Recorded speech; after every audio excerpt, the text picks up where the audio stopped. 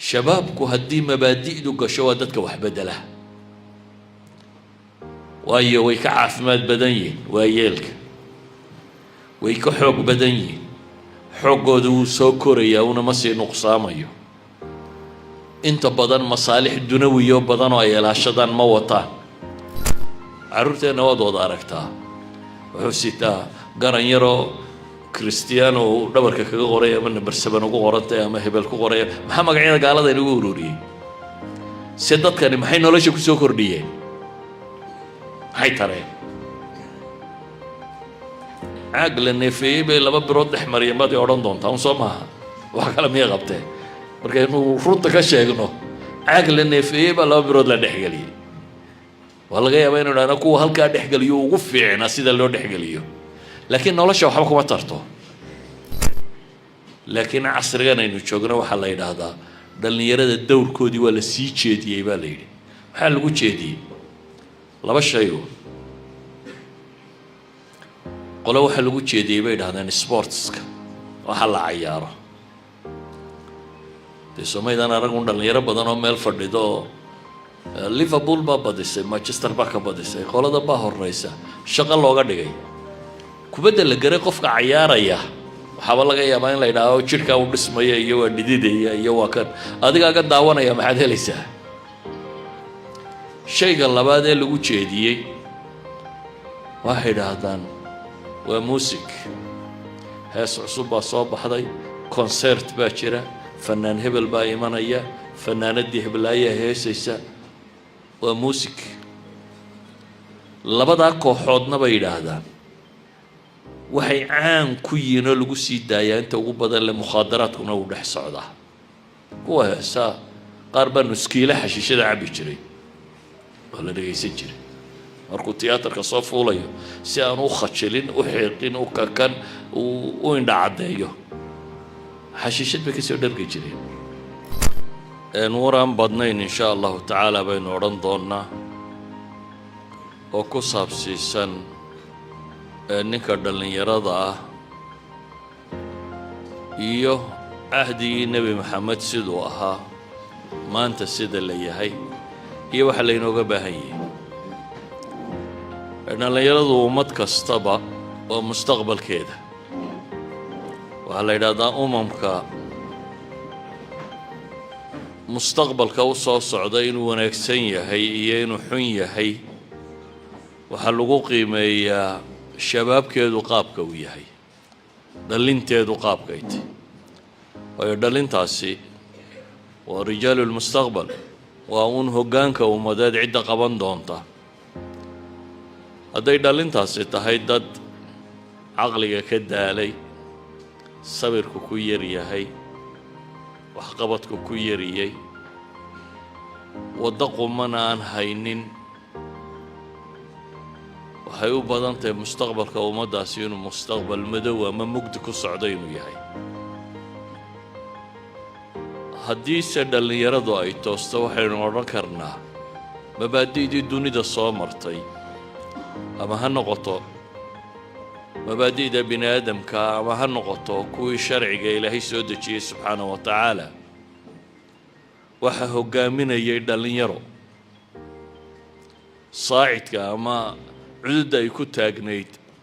waa dhalinyarada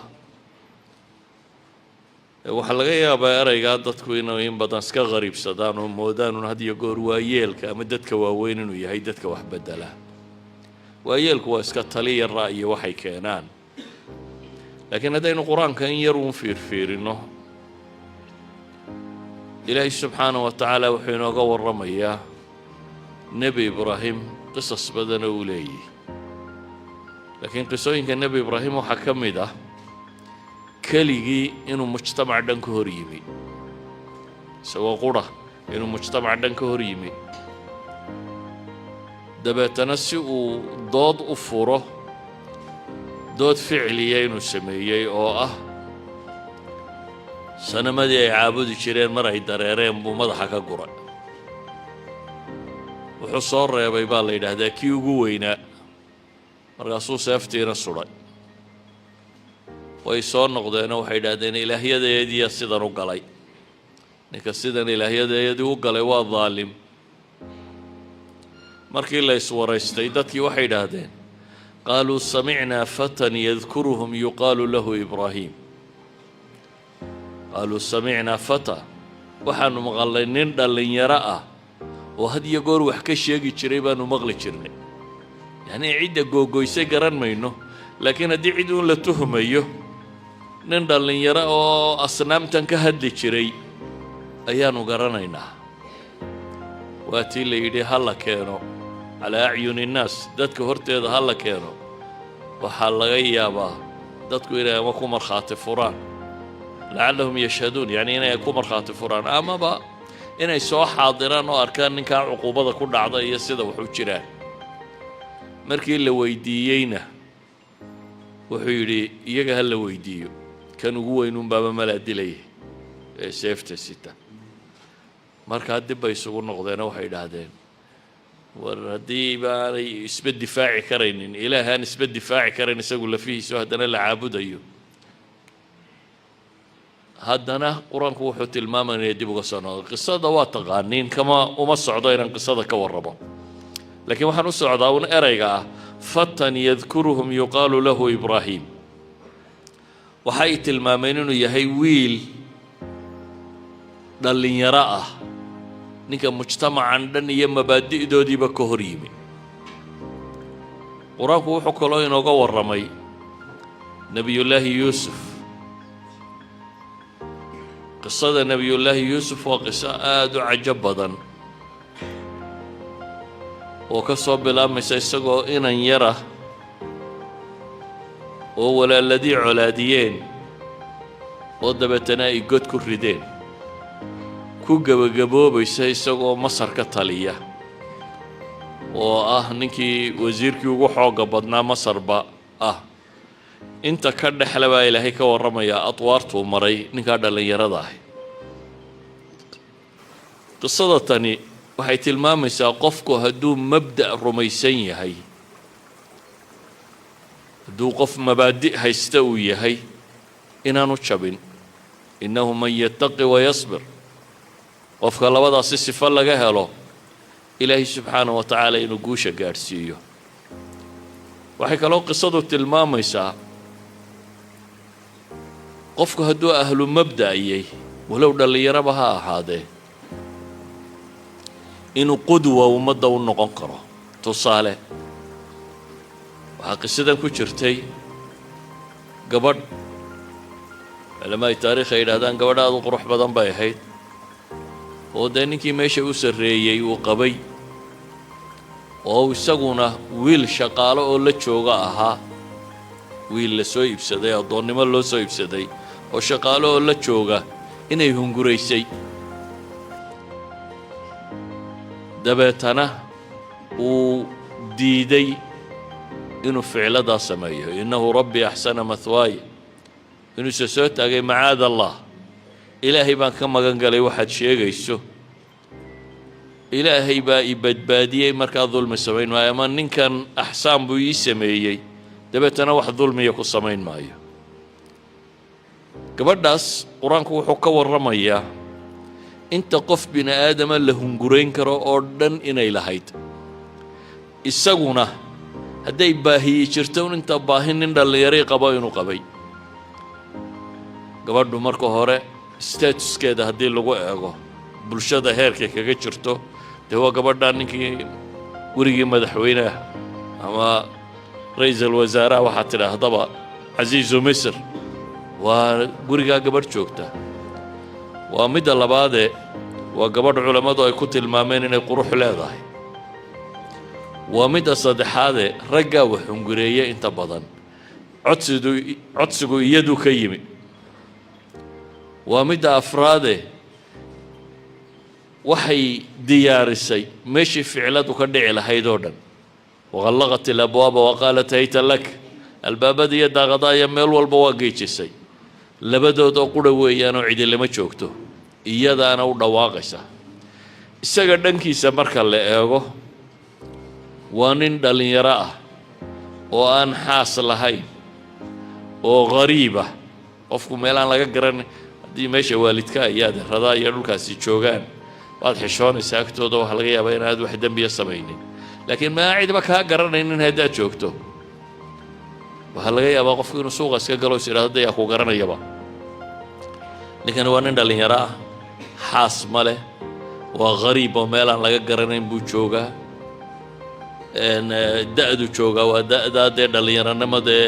باهدا هوينا ده كوا أدك تهاي أنت وحوصير راعة هدنا إن قبله يدعو عطسه خيبي إلهي وحينات المام يا مركاسي إنه نكن دلني يردي هاي تصمدي العفة وطهر بني آدم كهدو أبا هن عدت سالك النقطة دور سندة إيا عفاف نمضة إيا قفكو إنو الدين تيسا إلى شضو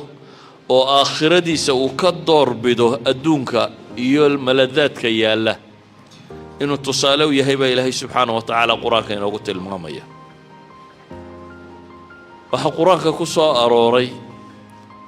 نمان دلن يراء ومبادئ دي الدين تاي الروميسنايين درادد إنay qusuurta ku noolaadaan guryaha boqortooyada waxay ka doorteen god noloshaas intay isu jirtaa inaad god ku noolaato iyo inaad qasri ku noolaato waa asxaabul kahf ilaahina quraanka uu ku takhliidiyay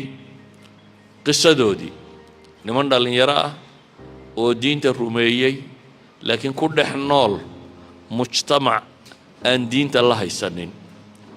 كدبنا العدادية هاي علماء دو يراهدان وهي هاي يندلني يردتني أبناء العظماء مدح ذا يوزر ذا يدولة ذا يضد كان صار رشوا دي بي هاي دبتنا إلهي بي الرميين سبحانه وتعالى الدين ويقاتي وحلقوا عدادية إن الدين تكتغان إيا نوى الديدين وحي سردنا عيالا مركاه قال لما إن يكون ولادان لكن قريها بغرتوية دا يقصور تايجوغان إيين هجرودان واسكتغان وقد نولشو أي بدا إن يقالان وحي قوان صدين أو قاتين إيمانكو إنتو اللومي لها دلالك نولشو إنو اللومه وقفني إيمانكي سي عقيدة ديسة إن نمرنا بكتنازلين ولو لغايا إنو كتنازله مركا دلالك نولولين نغطو سادرادد أي إلهي وحكوت المام يا إني أنت كهجرودين قد قالين كوا قصدوا دا تقانين مركي إلهي سفين إلهي وحكوت المام إنهم فتية آمنوا بربهم وزدناهم هدى إلهي وحول إنهم فتية دلين يرى يحايين ربي قد رميي هنونا نوكر للنبي إلهي سبحانه وتعالى والذين اهتدوا زادهم هدى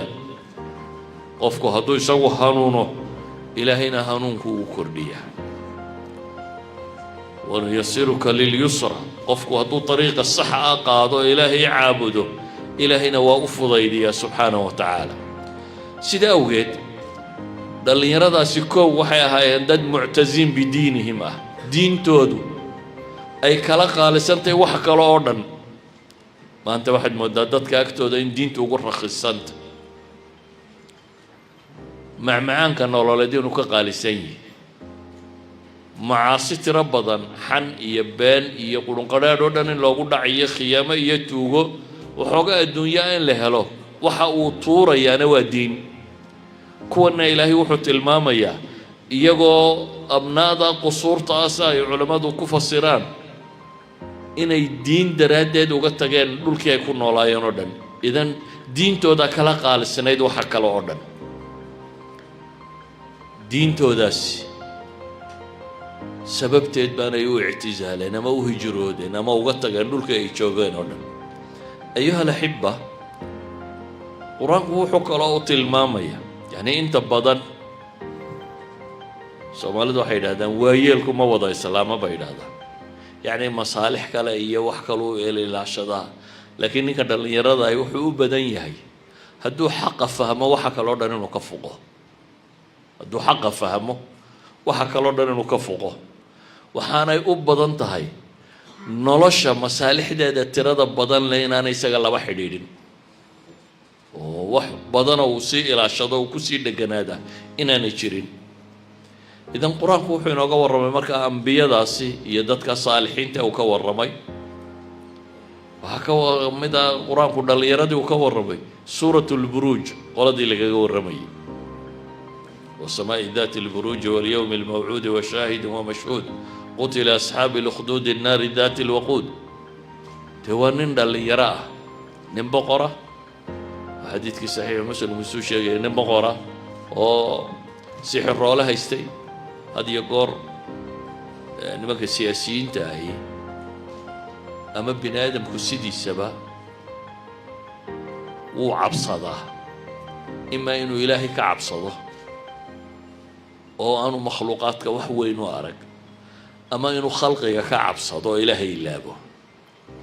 مركي خلقك كعبصدانا أنت بدن waxay isku dayaan alquwa alghaybiya cid uga warantay inay helaan mustaqbalka ma arki karo qaybka ma arki karo cid kaalmaysa markaasay sixroolayaasha iyo kuwa kan dunida cidda ugu sixroolayaasha badan le inta badan waa madaxda xataa kuwa moodaysaan inay horu mareen oo malaynaysaa mitran miyuha faransiiska dhowr ninoo madow afrikaan oo sixroolayaal intuu qaatay أي أليزا قرية لوجا تالية فرانسيسكي فدي جرين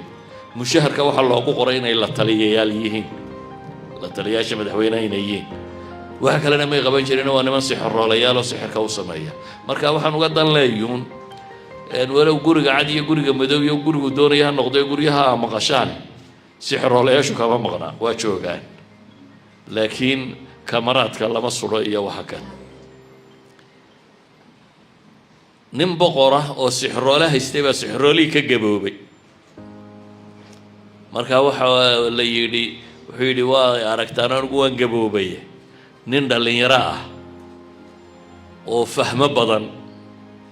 oo nin rageeda iike oo aan sixirka baro wiil yar baa la soo doortay oo la yidhi ninkan baa dhalinyarada caqli badan leh oo sixirka sixroolii ninkiiba duruusta u bilaabay laakiin saa xadiidka ku taqaaniin markuu dhexda sii socdaba wuxuu sii maraa wadaad raahibo meel iska degan wadaadkana wuu la yara fadhiistaa wadaadkuna waa wacdiyaa ninkan laba tacliimoodba ku wada socda markaa kufriga cilmigiisa iyo sixirka nin khabiira u akhriya diinta iyo caqiidada iyo iimaankana nin khabiiro kala u akhriya nafta bini aadamkaahi haddii xaqa si fiican loogu soo bandhigo xaqu mar kastaba wuu ku xoog badan yahay baatilka ilmihii yaraa markuu meeshii dhex socsoday muddo akhiiran waa diintu qaatay qisada dheer aad taqaaniin ilmahaasi ilaahay wuxuu ku badbaadiyey markaa magaalo dhan waa kii ninkii boqorka uu xaashiyadiisa ka mid ahaa intuu indhabeelay uu yimi ilaahay uu baryey oo yidhi haddaad islaamto aniguna ilaahay baan kuu baryayaa markuu diintii qaatay isna ilaahay u baryay ilaahay indhihii u soo celiyey adugu war badan dabadeed bahalkii magaalada soo weeraray dhagaxa ku dhuftay war badan dabadeed waxaa la isla dhex maray wiil yaroo ducadiisa xagga alle laga aqbalaa jooga dabeetana boqorkii waa kii u yeedhay wuxuu waa kiiba uu waxbarayay sixirka oo la soo barayay weeyaan wiilkii yaraa wuxuu ku yidhi yaa rabbi kuwa boqorka iyo haybadiisa iyo dadkan waxan mu eegin ilaahay baa ii rabbiya buu yidhi awalaka rabbun ghayri war ma rabbi aan aniga ahayn baad leedahay adiga iyo anigaba ilaahay baa inoo wada rabbiya buu yidhi waa kii isku dayay in la dilo doon mar saaray badda mar buur geeyey marba meel ka tuuray wiilku waa kii akhiiran ku yidhi leebkayga inaad qaadato وأتلاذ بسم الله بسم رب الغلام أتلاذ أيوم بدي لي كريسة حديد أنا مركي هرب أولك رب غيري أيوه بدودي لكن واحد وقعت أنا ما كسياسيين تايا ما ضحى يا ما لها نينك كاني وحدتك كلين هي وحيا هيد من ربي أنا هين بالروميسنتي لكن مثل حد يسي مركي قاشي وحا أقبلي ويل كان سوي صدى فيه إنه بسنك وقبطه أو ولبا وقبطه باسم ربي هذا الغلام إنه وقبطه أي أدنتك كشيء wiilkii waatii uu leebkii ku dhuftay sidii buu ku geeriyooday magaaladii oo dhammi waatay wada islaamtay qisada waxaynu uga dalnaynuun boqorka ninkii xaashiyada u ahaa markuu uu sheegay waa tii la dilay ninkii sheekha ahaa waa tii la dilay magaaladii oo dhan waa tii la dilay waxaan oo dhan maxaa sababay sheekha dabadii hal wiil oo ilaahay rumeeyey hal wiil oo ilaahay rumeeyey ayaa wuxuu sababay mujtamaca dhan inuu bedeli karo ولذلك أيها الأخوة dhalinyaradu waa xoog hadday iimaan galo iyo caqiido sax ay qaadato isaguna qumanaan kara bulshada oo dhanna bedeli kara bulshada oo dhanna bedeli kara waayeelku hore uma wada islaamo soo ma ogidin saxaabadii nabiga calayhi salaatu wasalaam ee waagii hore islaamtee diintan qaadatay inay dhalinyaro u nahayd abubakar iyabaa ugu weynaayo mise jir muu ahaa 37 buu ahaa cuthmaan baa malaa isna 34 gaadhay waxa kale 30 jir iyo wixii ka yar bay ahaayeen cabdiraxmaan ibnu cawf 30 jir meelahaasuu ahaa cumar bin alkhataab dhowr iyo 20 jir buu ahaa 26 27 meelahaasuu ahaa أبو عبيدة ما لها سناها دوري لا تنشر عمر كسير زبير بن العوام علي بن أبي طالب سعد بن أبي وقاص يقول لباتنك وحوه خيرايا لباتن شر مي قاعدين سعيد بن زيد سنوات دوري تبنشر بوها يعني 10 المبشرين صدا واحد عافي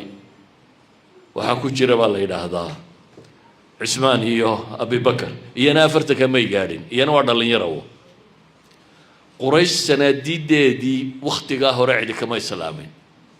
odayaday ahaayeen nimankii diinta la dagaalamayay ee Quraysheed Madiina marka la eego kow Madiina waa yeelkeedii hore u madhay oo xarbu bucaad dagaal la yiraahdo ka dhacay labadii qabiile oo si khasraj baa istilay nin weyniba ma hadhin waxa la yiraahdaa Madiina wax odaya wax waayeela laba nin un baaba joogay labadiina ma islaameen midna waa ra's almunaafiqiin Abdullah ibn Ubay ibn Salul midna weeyaan midna waa Abi Amir al-Fasiq kii maalintii Uhud godka nabiga uu qodayay raahibka diinta kristanka qaatay markii dambana cararay ciidamada yiri baan idinka keenaya xaggaasi iyo Romaniska u tagay labada odayo diin la wayaal soo baxay ayay ahaayeen waayeelba wixii magaalada Madiina joogay waxa kala dhalinyaro ahaayeen dhalinyarada ayaa diinta gaarsiiyay ka soo hoyday wiil dhalinyaro baa loo soo diray reer Madiina diinta ayaa ku faafiyay nabigu soo diray calayhi salaatu wasalaam Mus'ab ibn Umayr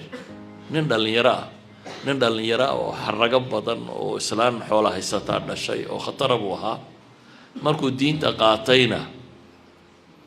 isdaldalaal iskiya kariimadii wixii uu iskaga tagay nin mabda uu dagaalamaya buu noqday dabeetana nabigu calayhi salaatu wasalaam wuxuu u diray magaalada Madiina inuu diin gaarsiiyo ma min bayt guri Madiina ku yaalay ma jiro ilaa diintu uu galay markuu dhimanayayna maradii uu sitay dagaalkii Uhud baa lagu dilay Soomaha dabeetana maradii uu sitay ayaa la yiri ku kanfa marka cagaha laga saarana madaxa qaawisma marka madaxa laga soo saarana cagaha qaawisma yani waxay u noqon kari weyday kafan wada qarisa ninkii ahaan jiray yani reer makan marka ugu xaragada badan leh markuu dhimanayay maradiisu xaynkaas ahayd laakiin muxuu ka tagay hadduu xaragoon lahaa waxba muu soo kordhiyeen halkii uu iska joogi lahaa laakiin maanta magac iyo maamuusku ka tagay waxa weeyaan inuu yahay ninkii Madiina oo dhan diinta soo galiyay islaamnimadaasi aynu sheegayno ninkii ummadda gaarsiiyay ninkii ummadda bedelay saxaabadii bay'at al-aqaba nabiga la gashay calayhi salaatu wasalaam dhalinyaro ahaayeen rag dhalinyaro u badan bay ahaayeen idan ayuha al-ahibba shabaabku haddii mabaadi'du gasho waa dadka wax bedela waayo way ka caafimaad badan yihiin waa yeelka way ka xoog badan yihiin xoogooda wuu soo korayaa una ma sii nuqsaamayo qofka hadduu afartanka dhaafo xooggiisu xagga kale u janjeeraa xoogooda kuwan wuu soo korayaa inta badan masaalix dunawiyo badan oo ay ilaashadaan ma wataan dadkaasi hadday markaa mabaadi'da qaataan waa saacidka ummada ay ku kacdo ama ay isku taagto walidalik buu nabigu calayhi salaatu wasalaam wacdigooda iyo dhiirigelintooda aada ugu badnayd ilaahina subxaanahu wa tacaala qur-aanka wuxuu axaadiista nabiga calayhi salaatu wasalaam waxaa la simayaa ninkii siyaasiga ummadda oo dhan u taliyey ee weliba cadaalad ugu taliyey iyabaa laysku lamaaneeyey nin dhallinyaro oo rabbigii yaqaanaa inay maalinta bini aadamku wada baahan yahay dadka hoos ka helaya yihiin yani xadiidkii sabcatun yudiluhum allahu fii dilli yowma laa dilla ilaa dilla xadiidkaasi wuxuu tilmaamayaa maalinta qiyaamaha ee dadku ugu dhibto badan yahay waa maalin intaa leeg qur-aanku wuxuu ku tilmaamayaa waa 50 kun oo sannadood socanka maaha waa maalin adigu waxaad qiyaastaa 50 kun oo sannadooda taarikhdan aynu ku tirinaa maxaynu dhahaa 2000 bay maraysaa iyo hijriyadii 1500 bay maraysaa ama 1450 wax ku dhadho maalintani waa 50 kun meeluuna dadku si u taagan yahay qaaqaawan yahay nin waliba sidii hooyadii ku dhashay uu yahay qof waliba uu hadhsanayo sadaqaadkiisiiya wuxuu la baxay intay tahay isla markaana qof waliba uu dhididayo wixii uu dembi galay oo qaar dhididkoodu uu hafin doono maalintaa cadceedda la soo dhoweeyey ee yowma yafiru lmaru min akhiihi wa ummihi wa abihi wa saaxibatihi wa baniin cid walba aad ka cararayso ee aada naftaada ku dhawaaqayso wuxuu nabigu tilmaamay calayhi salaatu wasalaam kuwo jaa-iso ah inay iyagu meel hoose la geeyo carshuraxmaan si axaadiista qaarkood ku tilmaamayso hadhkaa ilaahay inay hadhsadaane carshuraxmaanka ah oo yaa ka mida markaa waxaa la simay imaamun caadil imaamkii dhammaayee ummadda u talinayey siyaasigii ugu weynaa madaxweyne khaliif ninkii ummaddaba u talinayey ee weliba ahaa nin cadaalad wax ku dhaqay malaayiinta bini aadamka uu talinayo si fiican u xukumay kaa waa laga yaabaa inaad qiimayn karto shaqada u qabtay siday u weyntay dadka uu raaciyey waxaa ka mid uu nabigu tilmaamay calayhi salaatu wasalaam shaabun nasha'a fii cibaadat illah nin dhallinyaro ah oo boodboodka iska ilaaliyay dhallinyaradu had iyo goor waa dhacdhac badantay nin dhallinyaro oo qumanaaday buu nabigu leeyahy ku koray ilaahay cibaadadiisii labadaasaa isku meel hadhsanaya marka waxay tilmaamaysaa uu nabigu calayhi salaatu wasalaam u sheegayay qofka dhallinyarada ay hadduu xaqa raaco mansilada uu leeyahay waxau nabigu ahaa calayhi salaatu wasalaam dhallinyarada mid in badan tawjiihiya noloshooda adduunyata aakhiraba ku tawjiihiya cabdillaahi bnu mascuud waa kii lahaa annagoo koox dhallinyaro ah oo aan waxba haysanin ayuu nabigu nala hadla wuxuu yihi yaa macshara shabaab man istataaca minkum ulba'a falyatazawaj war dhallinyaroy war ninkii guursan karaya ha guursado waayo guurkaa u roon ishana u dhowrsooni badan farjigana ilaalin badan ninkii aan awoodi karayna si uu shahwadiisa nafsigaa u ilaaliyo soonka ha laazima buu nabigu yihi calayhi salaatu wasalaam soonka qofku hadduu soonka joogto iyo dumar uma baahna laakiin dee maaha maalin qura iyo waxaa mahay waa nin soonka laazimay hadduu qofku soonka laazimo haween uma baahna inantu hadday soonta laazimto nin uma baahna sida awgeed buu nabigu calayhi salaatu wasalaam wuxuu kula talinayay noloshooda adduunyo wuxuu kaloo kula talinayay tooda aakhiro macaad ibnu jabal waa saxaabi dhallinyaro ahaa isagoo dhowr iyo 10 jir soo islaamay culamada taariikhna waxay tilmaamaan 32 jir meelaha inuu ku dhintay adigu dhowr iyo 30 jir bilow ah inuu ku geeriyooday. Mucaad ibnu Jabal ninkaasaa u dhallinyaradii waa ninkuu nebigu Yaman keligii u diray marna Cali ibn Abi Talib iyo Abi Muusa al-Ashcari, yani Yaman inuu nebiga safiirna uga noqdo daacina uga noqdo, diintana reer Yamaneed inuu gaadhsiiyo maamulana. waa kii xadiidku tilmaamayay siduu wax u xukumayay oo arrimaha lagala hadlayay. Mucaad oo dhallinyaro ah ayuu nebigu ku yidhi yaa Mucaad, wuu u yeedhay, labayka buu ku yidhi, ilaahay rasuulkiisiiyo ku ajiiboo ku ajiibay. nebigu wuxuu ku yidhi markaa innii uxibuk, Mucaado waan ku jeclahay. Mucaadna wuxuu yidhi ilaahay rasuulkiisiiyo aniguna waan ku jeclay. dabeetana nebigu wuxuu ku yidhi calayhi salaatu wasalaam, Mucaadow ma ku baraa erayo aad salaad kasta markaad tukato, yacni salaadii faralka ahaa dabadood aad tidhaahdo? haa buu yidhi ilaahay rasuulkiisiiyo. nebigu wuxuu ku yidhi markaa ducadan aynu akhrino Mucaad baa la baray, allahuma acinnii calaa dikrik wa shukrik wa xusni cibaadatik. qofku isagoo salaaddii tukaday ayuu salaadda markuu ka baxo wuxuu ku ducaysanaya, waxaa ka mid a inuu leeyahay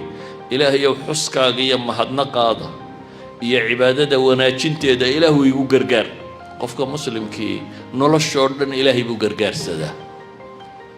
Mucaad wuxuu nebigu baraya calayhi salaatu wasalaam sidaas.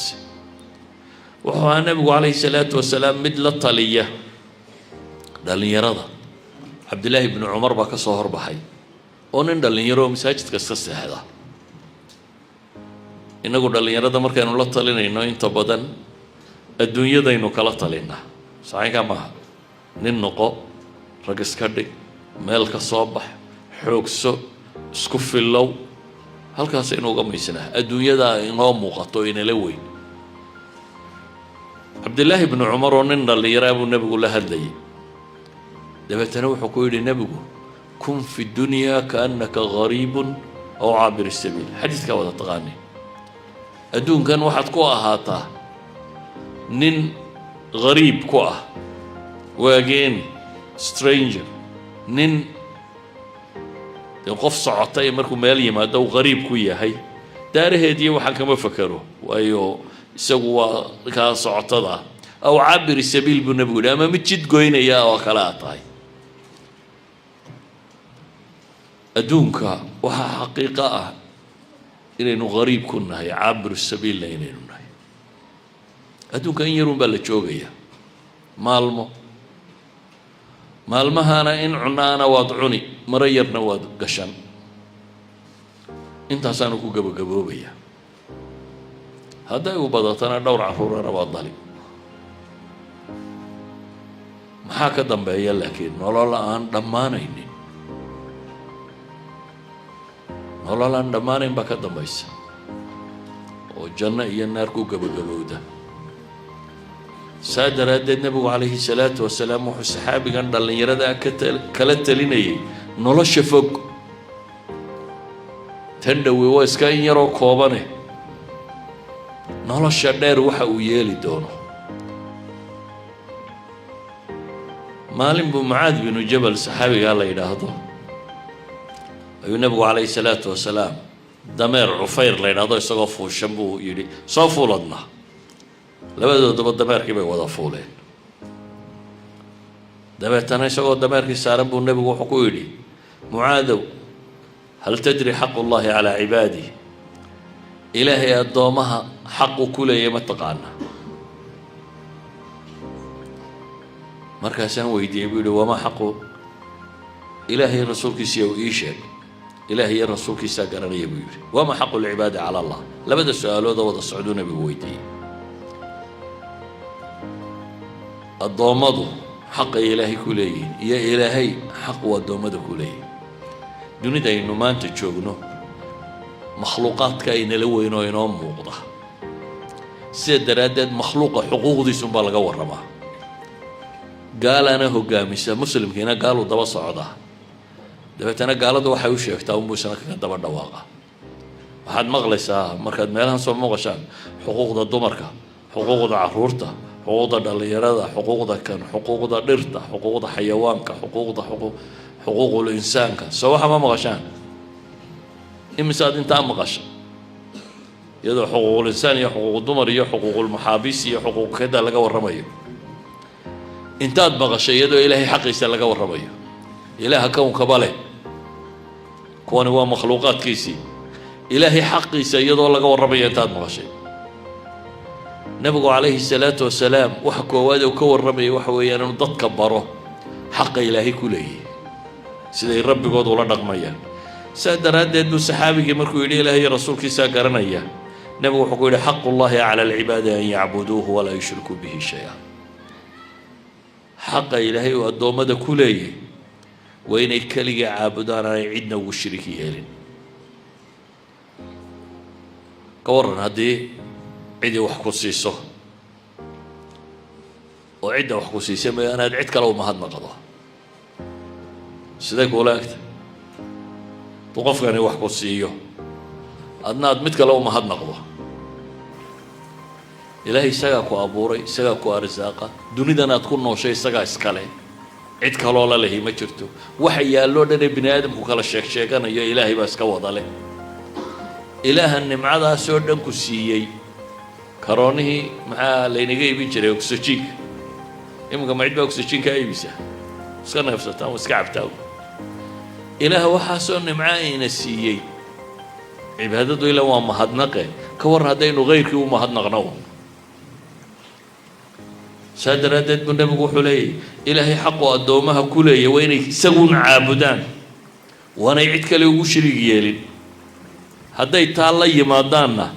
وحوكو أبال مرينيا وحويان إن ربي سبحانه وتعالى يجنا وجنة يوم حرسته أيها الأحبة نبي عليه الصلاة والسلام سيدور اللي يرد اهتمام كوسينيا وحكتو سينيا وحصار راعي نندل اللي يراه ومركات تبنشر دولي تبنشر طوبة تقارية والمادريين وعبد الله بن عباس بن عبد المطلب تبتنا نبي حكويلي يا غلام إني أعلمك حديث كتغنيني ويلو وحنكو بريا إيريو حول نبي بري نكاد اللي يرضى عبد الله بن عمر وين وشيخنا وحو بري كنا محو بري احفظ الله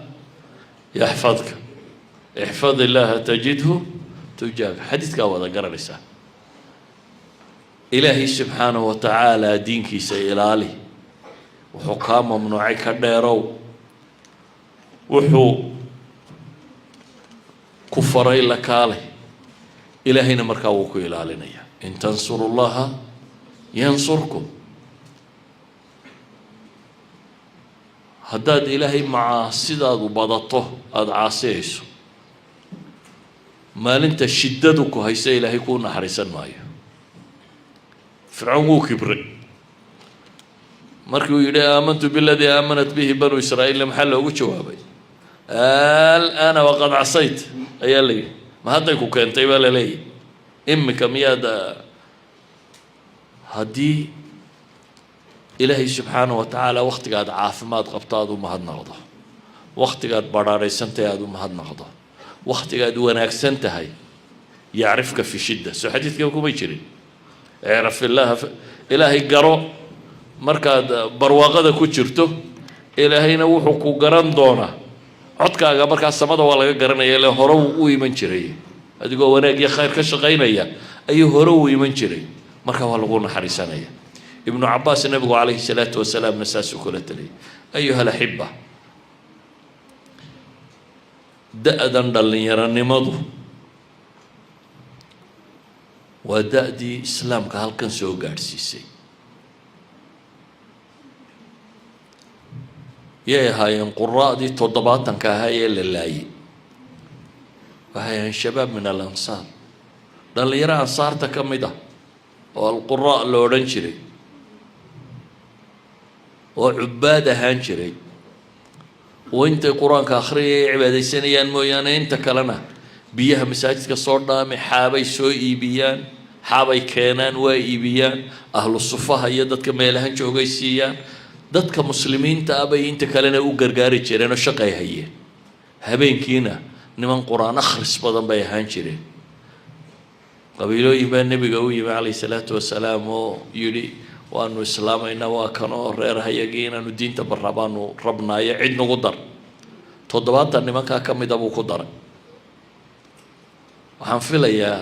68 baa gacantooda ku dhintay nebiguna muddo bil ku dhadhow ama dhowr iyo 10 maalmood ayuu nebiguna habaarayay markii dambe salaada ugu ducaynayay nimanka kan dhallinyaray ahaayeen waxaynu odhan karnaa saxaabadii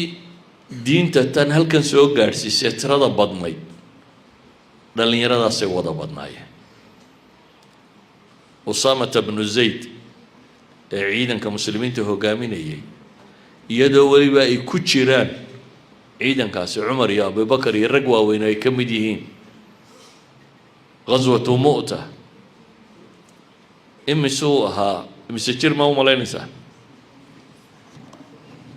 18 jir buu ahaa ciidanka muslimiintana uu hogaaminaya qofku markuu mabaadi' haysto waxtar buu noqdaa innagana 18 jirku maba qaan gaadhin baa laga yaabaa dee ninka uun islaanta ku dhinac dhaban ee weli laxooxda la siinayo guriga fadhiya wax kasta aabiyo hooyo wax kasta ka rabaa dependentka ah qof dadka ku tiirsan oo aan isagu waxbaba istaagi karin waa qaangaadh la-aan qaabkan u taalla casrigan dambe ee la leeyahy waa la horumaray waa la dib maray biraha horumaray laakiin bini aadamku uu dib maray casrigan aynu joogno bini aadamku aad buu u dib maray dhaqan ahaan akhlaaq ahaan dadnimo ahaan diin ahaan aad baa bini aadamka dunida joogaa u dib maray laakiin qalabku haystaa aad buu u horumaray gantaalaha iyo gawaadhida iyo electronicska iyo wuxuu sameeyey waa material kuwaasi materialkiisu aad buu u horumaray laakiin isagu waxaa caqligiisu gaadhay in la kala garan waayo yaa nin ah yaa dumar ah ma daawateen documentary lagaga warramayo nin baa culamo iyo dadba oo dhan baa la wareysanayaa maxaa dumara la weydiinayaa bal adigu bini aadam dumarka garan waaye qiyaas si loo define gareeyo maxaa dumara waayo dad badan oo kalea lagu soo daray markaa wax la garan waaye yaa dumar ah caqliga bini aadamka ee maanta noole halkaasuu maraya sidaa awgeed dadku waagii horuu horumarsanaa baynu odhan karnaa siiba cahdu saxaaba usaama isagoo 18 jiruu ciidamo hogaaminayay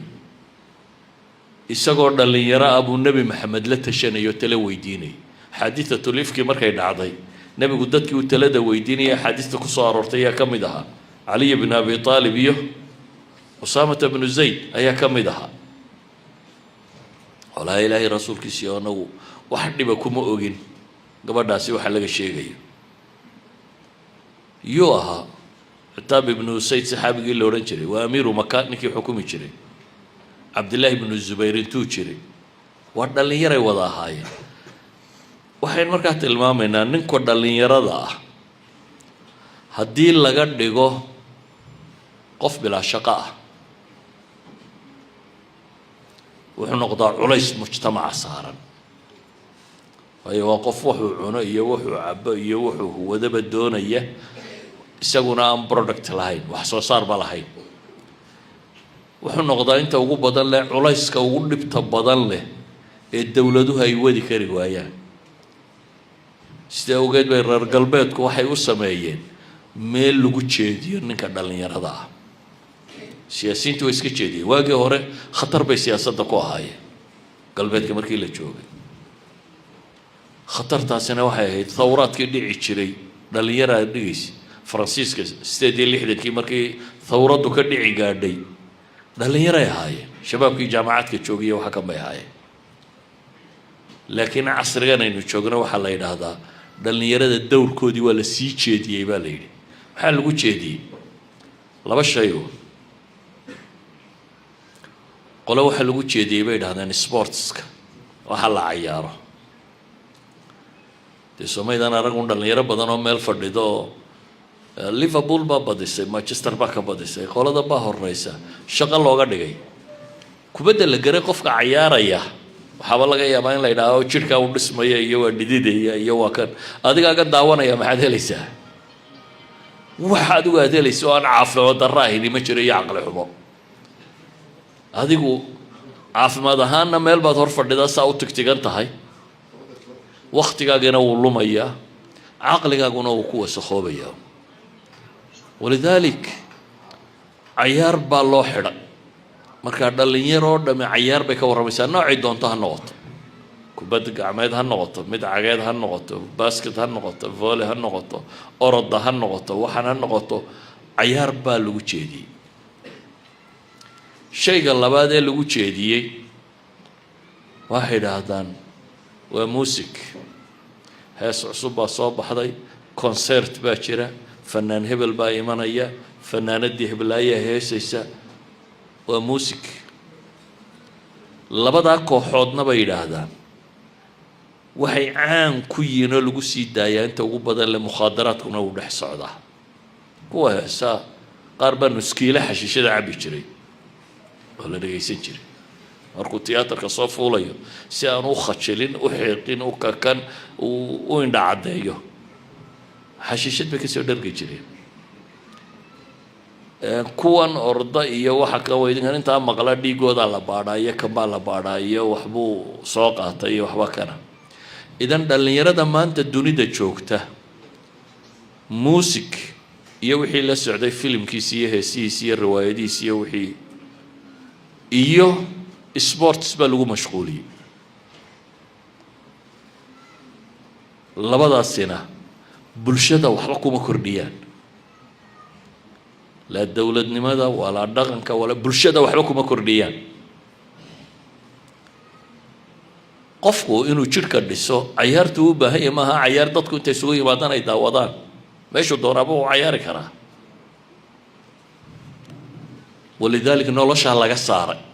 dhallinyarada adduunku hadda nolosha way ka maqantay intooda ugu badane intaas waa qofkaasi handicapkee wax yar oo aan qiimo samaynaynin markaasaa weliba waxaa looga dhigay namuudajka lagu daydo tusaalayaasha starska kuwan baa looga dhigay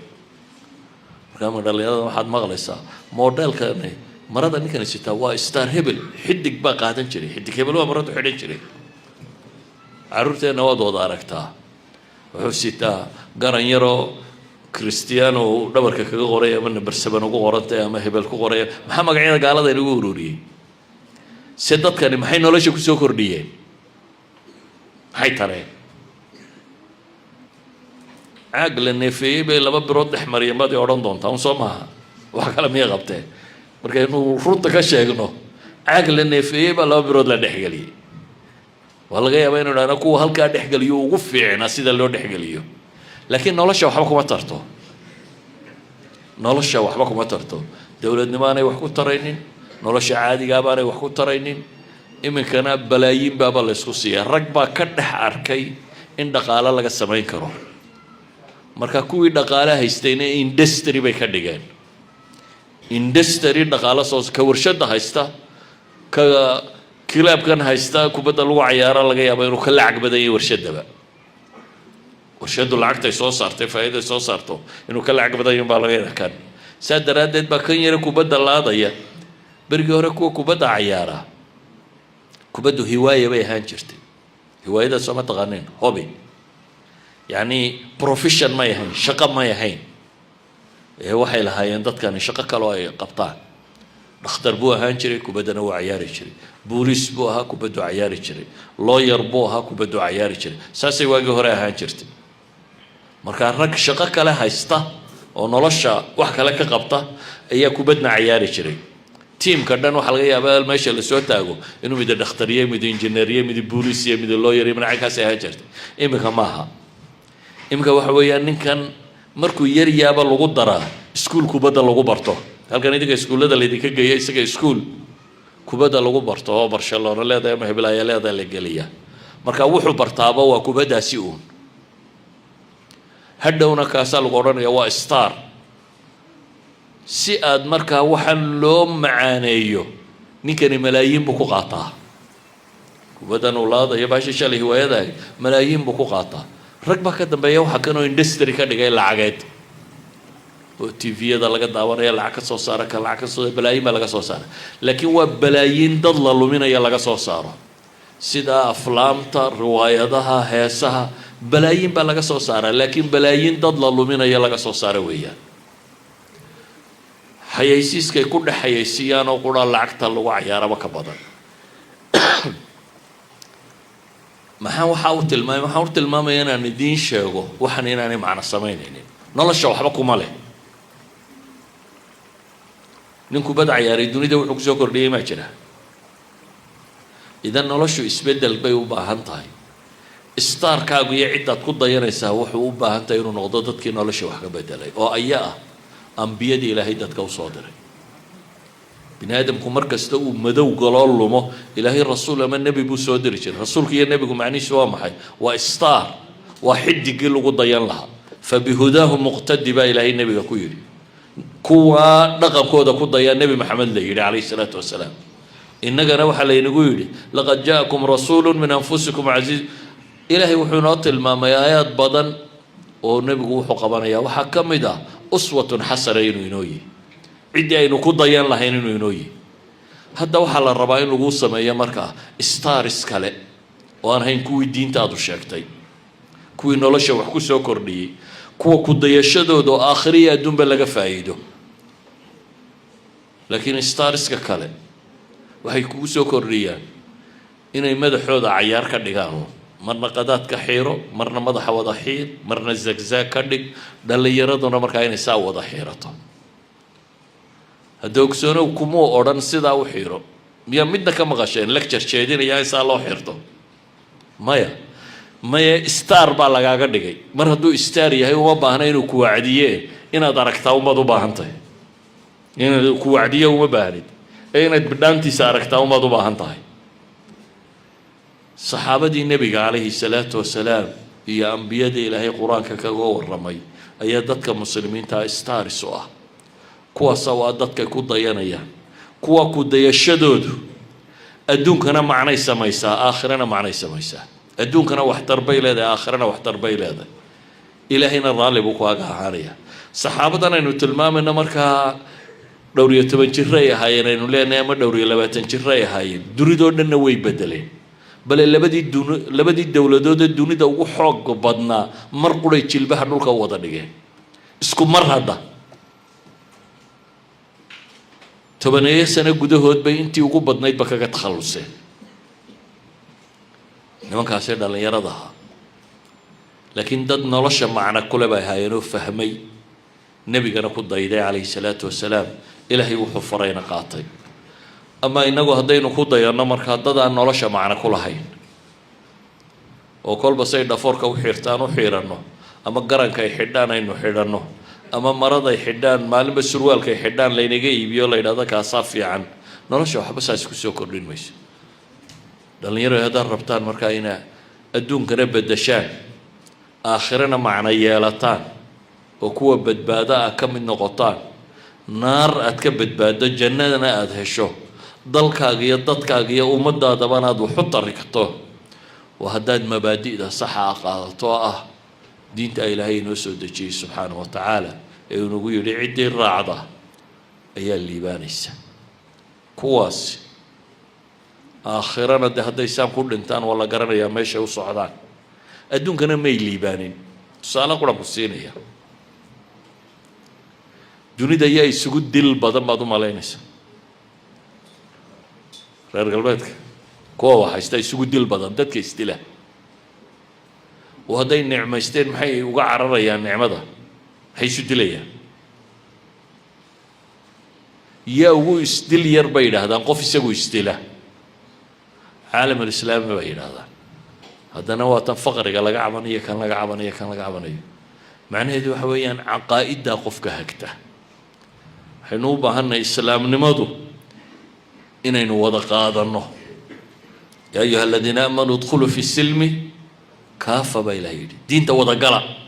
diinta addinka la gala lama odhan gacantana debadda ku haysta diinta wadagala baa laynagu yidhi inaynu diinta sideeda u wada qaadanno ku dhaqanno taasaa waxay keenaysaa adduunkana inaad dad jira noqonno آخرنا إنه بدبادنا